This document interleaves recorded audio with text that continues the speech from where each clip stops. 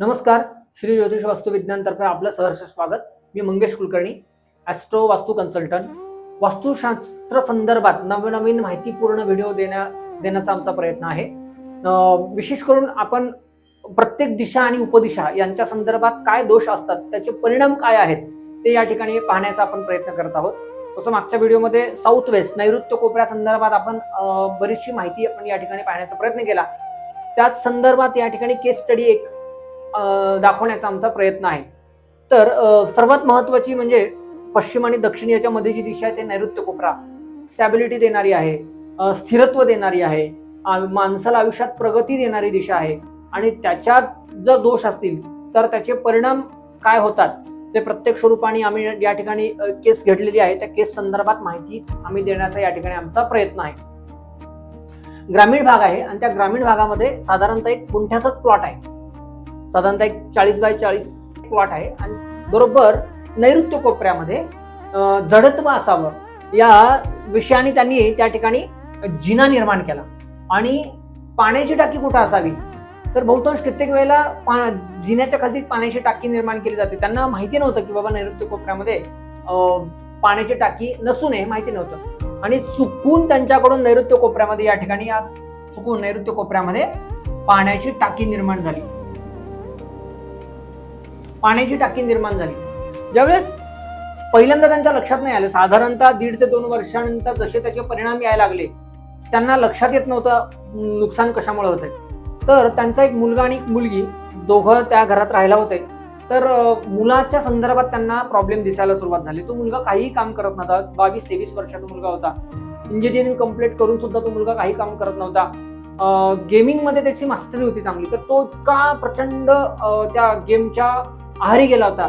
दुपारी 12 वाजता तो उठायचा आणि दुपारी 2 ते रात्री 12-1 वाजेपर्यंत तो फक्त गेम खेळत बसायचा. त्याचे दुष्परिणाम त्याच्या आरोग्यावर सुद्धा झाले, ते भयंकर झाले होते. कशातच त्याचं लक्ष नसायचं. घरचे सगळे त्याला कायम ओरडायचे, अरे तू काहीतरी काम कर, पण त्याचं कुठल्याच गोष्टीत लक्ष नव्हतं.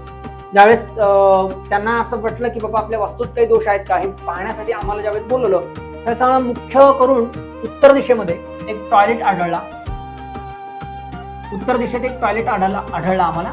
आणि नैऋत्य कोपऱ्यामध्ये पाण्याची साधारणतः 10,000 लिटरची पाण्याची टाकी आढळली आम्हाला. आम्ही त्यांना सांगायचा प्रयत्न केला ही पाण्याची टाकी काढा, पण ते शक्य नव्हतं. मग ते म्हणाले आहे त्याच कंडिशन मध्ये आम्हाला त्या ठिकाणी काम करून द्या. त्यावेळेस आम्ही प्रयत्न केला. 100% कुठल्याच जोपर्यंत तुम्ही काढत नाही 100% दोषांची निवृत्ती त्या ठिकाणी होत नाही, पण तरीही उपाययोजना करून आपण त्या ठिकाणी दोषांचा परिहार करण्याचा प्रयत्न आम्ही त्या ठिकाणी केला. तर नैऋत्य कोपऱ्यामध्ये योग्य उपाययोजना केल्या. तसं उत्तरेला जो टॉयलेट बाथरूम होता त्याच्यावर सुद्धा योग्य उपाययोजना केला. आणि त्याच्या पुढे साधारणतः 1-1.5 वर्षांतर त्यांना इतके छान परिणाम आले. तो मुलगा जे काही काम करत नव्हता किंवा भयंकर टाइमपास करता, तो हळूहळू त्याच्यामध्ये स्टॅबिलिटी दिसायला लागली, काम करण्याची इच्छा जागृत झाली. आणि आज तो साधारणतः 2.5 ते 2 वर्ष झाले त्याच्यानंतर आज त्याची परिस्थिती आम्ही पाहत आहोत. तर साधारणतः 70,000 ते 80,000 पगाराची त्याला नोकरी आहे. ती मुलगी जी होती त्याचे सुद्धा शिक्षण पूर्ण होऊन आज ते चांगल्या ठिकाणी ती जॉबला लागलेली आहे. त्या मुलाचं लग्न झालं.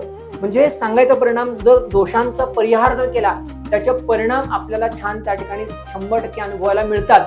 आमचा वास्तुशास्त्रातला अनुभव आहे. गेली 15 वर्षापासून आम्ही वास्तुशास्त्र या विषयावरती काम करत आहोत आणि जास्तीत जास्त प्रयत्नपूर्वक जास्तीत जास्त माहितीपूर्ण विषय या ठिकाणी मांडायचा प्रयत्न करत आहोत. लोकांना माहिती नसतं की दोषच म्हणजे काय. फक्त भूत प्रेत विषय म्हणजे वास्तुशास्त्र नाहीये, लक्षात घ्या. तर चुकीच्या ठिकाणी खड्डे करणे, चुकीच्या ठिकाणी पाणी येणे, चुकीच्या ठिकाणी टॉयलेट बाथरूमचं पोझिशन असणे हे सुद्धा वास्तुदोष मोठ्या प्रमाणात असू शकतात. आणि नैऋत्य कोपऱ्यामध्ये जी पाण्याची टाकी होती त्या संदर्भात मोठा दोषांचा परिहार करून आम्ही त्या ठिकाणी खूप चांगले रिझल्ट त्या ठिकाणी घेतलेले आहेत. असेच नवनवीन वास्तुशास्त्र संदर्भात माहितीपूर्ण आम्ही व्हिडिओ आपल्यासमोर सादर करण्याचा प्रयत्न करत आहोत.